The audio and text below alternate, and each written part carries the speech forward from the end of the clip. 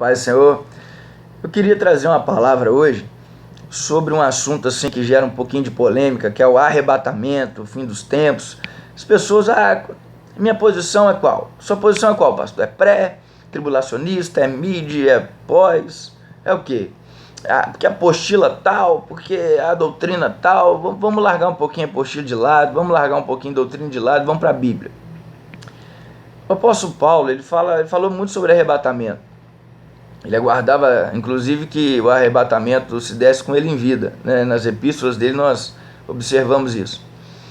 Mas ele faz um alerta aos Tessalonicenses, em 2 Tessalonicenses, capítulo 2, versículo 1 em diante. Olha só o que ele vai falar sobre arrebatamento. Irmãos, no que diz respeito à vinda de nosso Senhor Jesus Cristo e a nossa reunião com Ele, nós vos exortamos a que não vos demovais da vossa mente com facilidade, nem vos perturbeis, quer por espírito, quer por palavra, quer por epístola, como se procedesse de nós, supondo tenha chegado o dia do Senhor.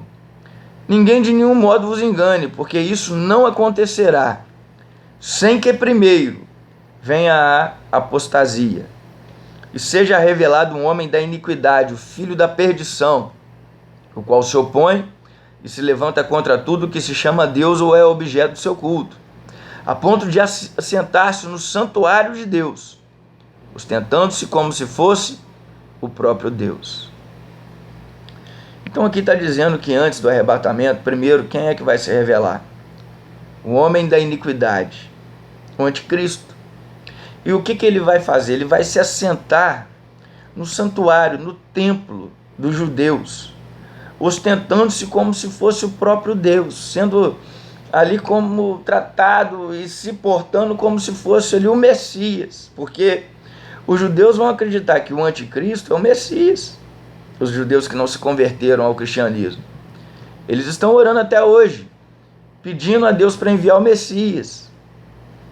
Tudo indica que o anticristo, não como anticristo, mas ele vai vir um homem, né, que nós sabemos que o espírito do anticristo, né, o espírito de Lúcifer vai encarnar nele, e esse homem, provavelmente ele vai buscar intermediar a paz entre os judeus e os palestinos, conseguindo aquele local ali onde tem uma mesquita muçulmana, conseguindo ali aquele local para os judeus, para que os judeus reconstruam o seu templo. O que impede os judeus de destruírem aquela mesquita ali e construir o templo desde novo? É Deus, porque ainda não chegou a hora. Mas o tempo do fim se aproxima. E quando os judeus houver aí esse acordo, né, esse homem vai estar intermediando ali entre os judeus e os palestinos, aquele local, e os judeus reconstruírem o templo. Às vezes eu fico vendo cristãos assim, felizes da vida, os judeus vão reconstruir o templo. A Bíblia chama isso, sabe de quê? De apostasia. Isso é apostasia. Aqui, ó. Ninguém de nenhum modo vos engane. Versículo 3. Porque isso não acontecerá sem que primeiro venha apostasia. O que é apostasia? Apostasia é apostatar da fé. A epístola aos Hebreus fala muito sobre isso. Fala daqueles que estavam, dos hebreus, dos judeus. A epístola aos Hebreus foi escrita para quem? Para os hebreus. Aqueles cristãos hebreus, judeus que se converteram, mas estavam retrocedendo. O capítulo 10 de Hebreus fala sobre isso. Nós não somos daqueles que retrocedem para a perdição, somos todavia da fé para a conservação da alma, né? Se depois do pleno conhecimento, vou ler aqui, Hebreus para a gente falar sobre essa apostasia. Deixa eu aqui em Hebreus no capítulo 10, ó. O livro de Hebreus está todo falando sobre a necessidade da perseverança, a necessidade da fé. Aí diz, porque se vivermos deliberadamente em pecado, que pecado é esse? A Bíblia fala em João 16, versículo 8 e 9, diz que o papel do Espírito Santo, né? O Jesus fala assim, convém que eu vá para que ele venha, pois quando ele vier, convencerá o homem da justiça, do pecado e do juízo. Do pecado, porque não crê em mim. Então, quando a Bíblia fala do pecado, é o pecado da incredulidade em Jesus. E aí, ó, porque se vivermos deliberadamente em pecado, depois de termos recebido o pleno conhecimento da verdade, sabendo que salvação é só através de Jesus Cristo, que é o sangue de Cristo, não é sangue de bode, não é sangue de touro, não é sangue de carneiro, que nos purifica dos nossos pecados. Aquilo ali era a sombra né? E os hebreus, eles receberam a mensagem, o evangelho também foi pregado para os hebreus. E aí, após uma exposição assim do evangelho, da salvação, do sangue de Cristo, de Jesus como nosso sumo sacerdote, que nos representa diante de Deus, no santo do santo celestial, depois dessa apresentação aqui, que o escritor de Hebreus dá para os seus leitores, que são os hebreus, e nós também agora estamos lendo, porque o Espírito Santo conservou essa epístola, ele está dizendo, se nós vivermos em pecado deliberado, depois de termos recebido pleno conhecimento da verdade, da salvação apenas em Cristo Jesus, o sangue dele que é suficiente para nos salvar e nos perdoar todos os pecados, já não resta sacrifício pelos pecados. Pelo contrário, uma certa expectação horrível de juízo e fogo vingador prestes a consumir os adversários. Sem misericórdia morre pelo depoimento de 2 ou 3 testemunhas quem tiver rejeitado a lei de Moisés. De quanto mais severo castigo julgais vós, será considerado digno aquele que calcou, pisou aos pés do Filho de Deus e profanou o sangue da aliança, ou seja, o sangue sagrado de Jesus profanado, tendo como, aquilo ali é mais um sangue ali que foi derramado, com o qual foi santificado e ultrajou o Espírito da graça. Pela graça foi salvos mediante a fé em Cristo Jesus. Pela graça, não por obras, para que ninguém se glorie. Isso não vem de vós, é dom de Deus. Então, o que ele está dizendo aqui é o seguinte, que você voltar aos ritos judaicos é uma apostasia, está apostatando da fé. Por isso que ele termina dizendo no versículo 39, nós, porém, não somos dos que retrocedem para a perdição, somos, entretanto, da fé para a conservação da alma. Então, quando os judeus construírem o templo novamente, virá apostasia. Eu fico bobo quando eu vejo cristão alegre, os judeus estão construindo o novo templo, aleluia, glória a Deus. Isso é apostasia, irmão. Porque quando construírem o terceiro templo, o que vai voltar a ser feito no templo? Os sacrifícios. Então, automaticamente, eles estão declarando que o sacrifício de Cristo não valeu de nada. Por que Deus permitiu que o templo fosse destruído em 70 depois de Cristo? Por quê? Porque ele não queria que continuasse o sacrifício. Isso é uma apostasia. Isso é dizer que o sangue de Cristo derramado na cruz não vale de nada. E por isso voltemos aos sacrifícios de cordeiro, de bode. A gente tem que parar com essa obsessão por Israel também, os crentes. Eu sei, nós amamos eles, oramos por eles. É o povo de Deus, é o povo da aliança, da antiga aliança. É aqueles que herdaram a promessa. Tudo isso aí, tudo bem. Não estou fazendo pouco caso deles. Mas a construção do templo, novamente por eles, é apostasia. Tudo indica que o anticristo vai intermediar isso aí. E aí eles vão olhar para esse cara e vão dizer, poxa, esse cara é o Messias, porque ele recuperou para nós o nosso maior objeto de culto. Então o anticristo vai ser revelado ali. Então, o arrebatamento só se dará depois disso, de acordo com 2 Tessalonicenses, capítulo 2, versículo 1 ao 5. Aí vai dizer, agora sabeis o que o detém. Sabe o que o detém? Lá em 2 Pedro, no capítulo 3, vai falar que o Senhor ainda não voltou, o Senhor ainda não deu fim a todas as coisas, não permitiu que o fim chegasse, porque ele é longânimo, ele não quer que nenhum pereça, mas que todos cheguem ao arrependimento. Então é a longanimidade de Deus, é o amor de Deus que detém o anticristo de assumir o seu papel ali, de intermediar, de reconstruir o templo, de ser ali ostentado como se fosse o próprio Deus. É a longanimidade de Deus que está nos dando tempo, mas está chegando o dia. Está chegando o tempo. O apóstolo Paulo fala em 1 Coríntios, deixa eu aqui em 1 Coríntios, no capítulo 15. 1 Coríntios, capítulo 15. O apóstolo Paulo fala aqui, no versículo 50. Isto afirma, irmãos, que a carne e o sangue não podem herdar o reino de Deus, nem a corrupção herdar a incorrupção. Eis que vos digo um mistério. Nem todos dormiremos, mas transformados seremos todos, no momento, num abrir e fechar de olhos. Ele está falando do arrebatamento, né? Ao ressoar da última trombeta. A trombeta soará, os mortos ressuscitarão incorruptíveis e nós seremos transformados. Ao ressoar da última trombeta. Nós sabemos que existem 7 trombetas. E o tempo delas ainda não chegou. Então, eu acredito, sinceramente, que a Bíblia nos mostra que o arrebatamento se dará em meio à tribulação. Pastor, pelo amor de Deus, você está falando isso, pastor? Lembra? A nação de Israel só foi tirada do Egito depois que vieram as 10 pragas. Israel de Deus hoje é a igreja. Só depois. Pastor, então faz o seguinte, a gente gosta de falar assim, pastor, faz o seguinte, então, eu vou ser arrebatado antes da tribulação, e você fica aí para ser arrebatado depois da tribulação. Irmão, eu não posso interpretar a Bíblia de acordo com a minha conveniência. Se fosse assim, eu ia falar para você que inferno não existe, porque eu também queria que não existisse. Eu ia falar para você que todo mundo vai para o céu, porque aí não correria o risco de ninguém que eu amo ir para o inferno. Nós não podemos interpretar a Bíblia à luz das nossas conveniências. A gente tem que aprender isso. Ah, mas na tribulação não haverá salvação. Quem disse que não? Vamos lá para Apocalipse. Vamos ver então essa questão de última trombeta. Vamos lá para Apocalipse. A gente tem que... Eu não vou ler Apocalipse, porque senão esse vídeo, né, vai ficar de 2 horas e a ideia aqui é que seja uma palavra para te dar um norte. Apocalipse 1, eu vou resumir. Apocalipse 1 é a visão que João vai ter de Cristo glorificado. E aí ele vai começar a falar, a descrever ali a visão que ele está tendo de Jesus quando ele estava na ilha de Patmos. Apocalipse 2 e 3 é a carta que ele, a mensagem que ele recebe de Jesus para as igrejas da Ásia, né? As 7 igrejas, que representam as igrejas de hoje, a totalidade.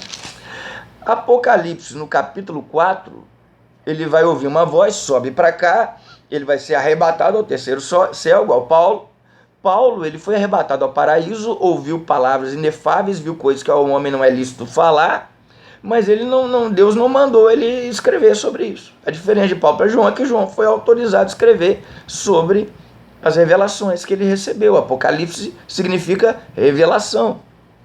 E aí no quarto, então, o capítulo de Apocalipse, ele tem a visão do trono de Deus e ele fala sobre o trono de Deus. No capítulo 5 de Apocalipse, ele fala sobre o livro com os 7 selos e que ninguém era digno de abrir os selos, a não ser o cordeiro que foi morto, o leão de Judá que venceu, Jesus Cristo, ele é digno, e ele começa a abrir os selos, para mostrar que Jesus tem o controle da história do homem em suas mãos. E aí no capítulo 6 começa então os selos. Eu sei que Apocalipse não tem uma ordem cronológica de Apocalipse 1 ao capítulo 22, não existe uma ordem cronológica, mas os selos, primeiro selo, segundo selo, terceiro selo, quarto selo, vai obedecer uma ordem, certo? Então Apocalipse 6, o primeiro selo é o quê? Viu um cavalo branco, e este saiu vencendo para vencer, na sua mão havia um arco. Quem é esse? É o anticristo, é o tempo do anticristo. Porque o cavaleiro do cavalo branco, que é Jesus, ele tem uma espada, ele está vestido e tem olhos como chama de fogo, está vestido com manto de sangue, tem uma espada nas mãos. Aqui o contexto é de juízo. Então é o poder que Deus permitiu que o anticristo tenha. Ele tinha um arco, mas ele não tinha uma flecha. Havia eis um cavalo branco, seu cavaleiro com um arco, e foi-lhe dado uma coroa e ele saiu vencendo para vencer. Ou seja, ele teria uma influência, ele teria uma conquista pacífica apoiada pelas armas, mas ele não iria guerrear. Daí o nosso entendimento que o anticristo vai intermediar um acordo ali entre os judeus e os palestinos para ele colocar ali o templo, para que os judeus reconstruam o templo de forma pacífica. O segundo selo fala do cavalo vermelho e fala que foi dado tirar a paz da terra para que os homens se matassem um ao outro. Guerra. A gente já tem visto isso. Terceiro selo fala do cavalo preto, é o cavaleiro com uma balança na mão, e dizia, uma medida de trigo por 1 denário, 3 medidas de cevada por 1 denário, ou seja, 1 denário era o salário de um dia de trabalho. Ele iria ter que trabalhar o dia inteiro para comer uma medida de trigo, algo pouco. Fala de uma crise mundial, do preço das coisas, dos alimentos aumentarem muito. A gente tem vivido essa crise, a gente tem visto essa crise aí. Mas fala, não danifiqueis o azeite e o vinho, ou seja, quem está debaixo do vinho, que representa o sangue de Cristo, e do azeite da unção do Espírito Santo, vai passar por essa crise, porque a provisão que chega até ele é a provisão do céu. Aí o quarto selo, cavalo amarelo, foi dado matar os homens, a morte, o inferno estava seguindo. Então olha só, tudo isso a gente tem visto acontecer, as pessoas sendo mortas. O quinto selo agora é dos mártires, aqueles que morreram, né, pela causa do Evangelho. Clamaram em grande voz, dizendo: até quando, ó soberano Senhor, santo e verdadeiro, não julgas nem vingas o nosso sangue dos que habitam na terra? Então aqui acaba com aquela doutrina do soninho. Ah não, a gente vai morrer, vai ficar lá no sono lá, e aí no arrebatamento a gente vai acordar. Não, as pessoas estão em espírito no céu, têm consciência que eles morreram por causa do Evangelho, inclusive estão clamando por justiça, né? E aí Deus fala: espera um pouco até que seja completado o número dos seus conservos. O sexto selo é uma catástrofe no universo, ó. O sol se torna negro, a lua como sangue, está falando do eclipse, né? E aqui começam as catástrofes de ordem universal. Aqui eu não sei te afirmar se a gente já tem visto isso nessa plenitude. Até o quinto selo a gente percebe que já aconteceram essas coisas. Mas eu particularmente acredito que nós estamos vivendo a época do sexto selo. E aí depois do sexto selo vai aparecer ainda entre o sexto selo os 144 mil selados. Tem gente que fala que o arrebatamento não pode ser depois da tribulação, ou no final da tribulação, porque não haverá salvação na tribulação. Quem disse que não? Em Apocalipse 7 vai falar dos 144 mil judeus, que eu acredito que são os judeus, aqueles judeus que vão perceber a burrada que eles estão fazendo em declarar que aquele homem ali que assentou-se no santuário é o Messias, e eles vão perceber que eles crucificaram o Messias, eles vão se converter a Jesus Cristo, e esses 144 mil judeus, que são as primícias, eles vão evangelizar o mundo todo, assim como Deus usou 12 apóstolos para evangelizar o mundo todo, até então conhecido naquela época. Agora Deus vai usar 144 mil, que é 12 vezes 12 vezes 1000, para evangelizar o mundo, e pessoas do mundo todo. Ao versículo 9 de Apocalipse 7, depois dessas coisas vi, e eis uma grande multidão que ninguém podia numerar, de todas as nações, tribos, povos, línguas, em pé diante do trono e diante do Cordeiro, vestido de vestidura branca, com palmas nas mãos, a multidão de todos os povos, línguas, raças, e clamavam em grande voz, dizendo: ao nosso Deus, que se assenta no trono, ao Cordeiro pertence a salvação. Aí o versículo 13, um dos anciãos tomou a palavra, dizendo: estes que se vestem de vestiduras brancas, quem são e de onde vieram? Respondi: meu Senhor, tu sabes. Então ele me disse: são estes os que vêm da grande tribulação. Lavaram suas vestiduras e as alvejaram no sangue do Cordeiro. Os judeus, 144 mil judeus, vão estar pregando o Evangelho, e vai ter gente se convertendo de tudo quanto é lado, de tudo quanto é nação. E aí depois o sétimo selo vai dar início a 7 trombetas. Aí lá em Apocalipse 8, o versículo 7 vai falar da primeira trombeta. Aí houve saraiva, fogo. Segunda trombeta, a primeira trombeta, a terra é queimada, 1/3 da terra queimada. Segunda trombeta, 1/3 do mar vira sangue. Terceira trombeta, 1/3 das águas dos rios ficam amargas. Quarta trombeta, 1/3 da lua, do sol, das estrelas ficam escuras, perdem o brilho. Primeiro Deus atinge a terra, depois o mar, depois o rio, depois o universo. Aí passa um anjo e fala: ai, ai, ai, ai, ai, ai, porque agora o juízo é sobre os homens. Aí a quinta trombeta, vem os demônios como gafanhotos atormentar os homens, mas eles atormentam aqueles que não têm o selo de Deus. Pastor, esses 144 mil aqui foram selados, são judeus. E nós? Se nós estivermos aqui, nós temos o selo do Espírito Santo. A Bíblia não fala que quando nós entregamos a nossa vida para Jesus, nós não fomos selados com o Espírito Santo da promessa, que é o nosso penhor, a nossa garantia. Nós estamos selados também. Então esse juízo aqui de Deus aqui não vem sobre nós não, irmãos. Do mesmo jeito que lá no Egito, Deus fez separação entre o povo dele e os egípcios, e as pragas vinham apenas sobre os egípcios, assim também acontecerá conosco na tribulação. A igreja, é ali que Deus vai separar o joio do trigo. Eu quero ver essas pregações de autoajuda aí, porque só vive evangelho da cruz e vida crucificada onde a palavra da cruz é pregada. Eu vejo essas pregações aí, 3 passos para a benção, 5 passos para o sucesso, esses pastores aí que estão virando coach, gerentes financeiros. Eu quero ver se o rebanho deles aí, que tem aprendido isso, vão se manter firmes aí nesse tempo, né? Aí eu quero ver, aí o joio e o trigo vão ser separados. Aí você vai ver a diferença de quem vive o evangelho da cruz e quem vive o evangelho do engano. Porque, meu irmão, eu acredito na prosperidade, Mas esse evangelho que estão pregando aí não é o evangelho da prosperidade, não, é o evangelho da ganância. Porque a prosperidade é o seguinte: se eu buscar Deus em primeiro lugar, a justiça, se eu viver os valores do reino, a provisão do reino chega até mim. Se eu viver uma vida de desapego, de contentamento, onde eu aprendi a viver contente em toda e qualquer situação, eu sei estar humilhado, sei ser honrado, eu sei ter fartura, mas sei também ter escassez, porque eu tudo posso naquele que me fortalece, a minha alegria não depende disso, a provisão do reino chega até mim, essas coisas serão acrescentadas.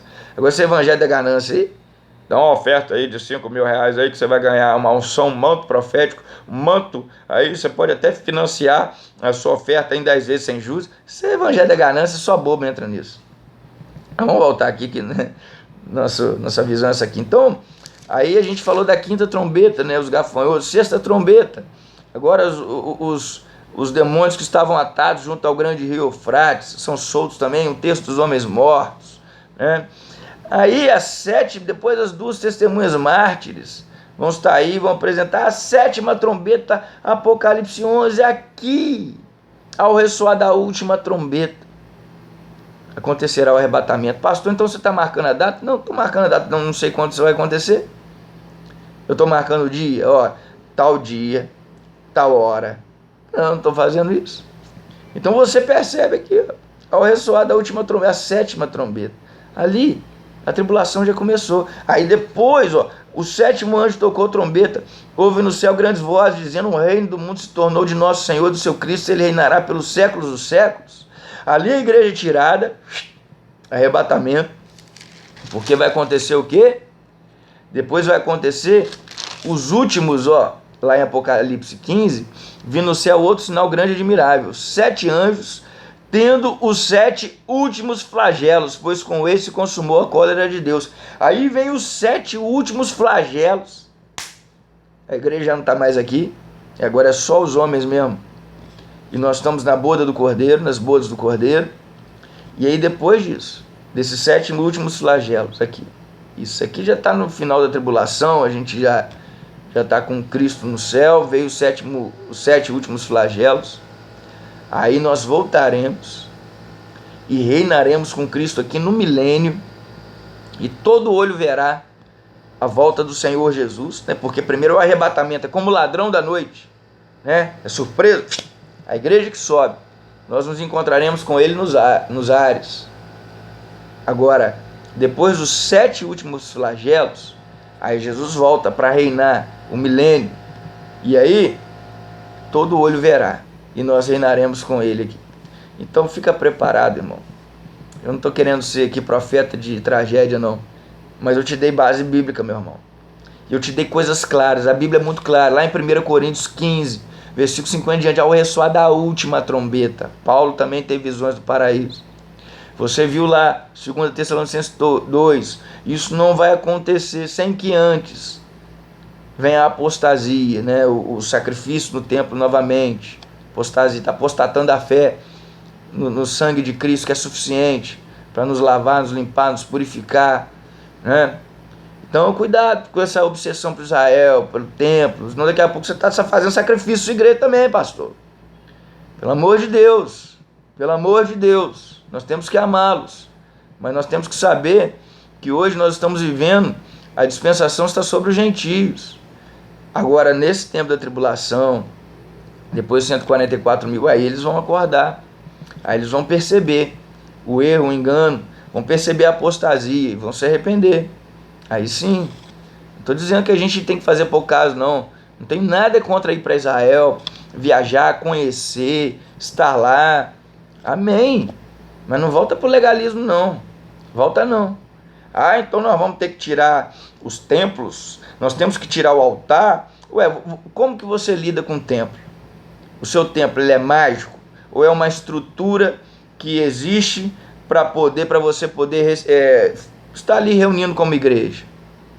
Porque a igreja somos nós. Nós não temos que servir estrutura, é a estrutura que tem que nos servir. Eu sei que o templo não é mágico, eu sei que aquele lugar que eu me reúno ali não é mágico, eu sei que os milagres acontecem ali porque a igreja, a noiva do Cordeiro, está ali. A unção está sobre mim, não está sobre tijolo não, meu irmão. Eu sei que aquele altar que eu subo ali é consagrado porque eu estou ali nele. Que quando eu estou ali tem fogo ali, porque o fogo do Espírito Santo está em mim. Aquilo ali é só uma plataforma para as pessoas que estão sentadas lá atrás me enxergar. Eu não estou tratando aquilo ali, vamos tirar o púlpito, não. Aquilo ali é um apoio ali para eu colocar a minha Bíblia. Não tem nada de mágico ali. Eu estou até pensando em tirar mesmo meu púlpito ali, botar uma mesinha ali, botar uma água em cima assim, minha Bíblia vai ficar até mais bonito. A gente tem que parar de ter amuleto, irmão. Amuleto. Daqui a pouco ele está cheio de amuletozinho. Né? Tenha como o enfeite, você quer ter lá a minorá lá, candelabro, é como enfeite. Mas não acha que aquilo ali traz unção, não. Não acha que aquilo ali eram sombras da antiga aliança. Nós estamos na nova aliança. Então fica preparado, que essa palavra tenha servido de edificação para sua vida. Se você me der base bíblica clara, igual a gente está vendo aqui, eu revejo os meus conceitos. Só que eu leio um pouquinho a Bíblia, irmão. Eu leio um pouquinho. O Novo Testamento eu já devo ter lido ele um pouquinho mais de 20 vezes. Eu tenho lido muito, tenho dado e me aprofundado, tenho dado na escola dominical da igreja o livro de Apocalipse. Eu te dei coisas claras. Te dei coisas claras aqui na Bíblia. Então Deus te abençoe. Que o Senhor possa estar guardando a sua vida, guardando a sua igreja, que você possa dar para a sua igreja, se você for pastor, alimento sólido. Porque vai chegar o tempo que a tribulação, o vento vai vir. Deus te abençoe, Deus te guarde, Deus conduz os seus caminhos e que você possa estar preparado, vivendo o Evangelho da Cruz. Deus te abençoe.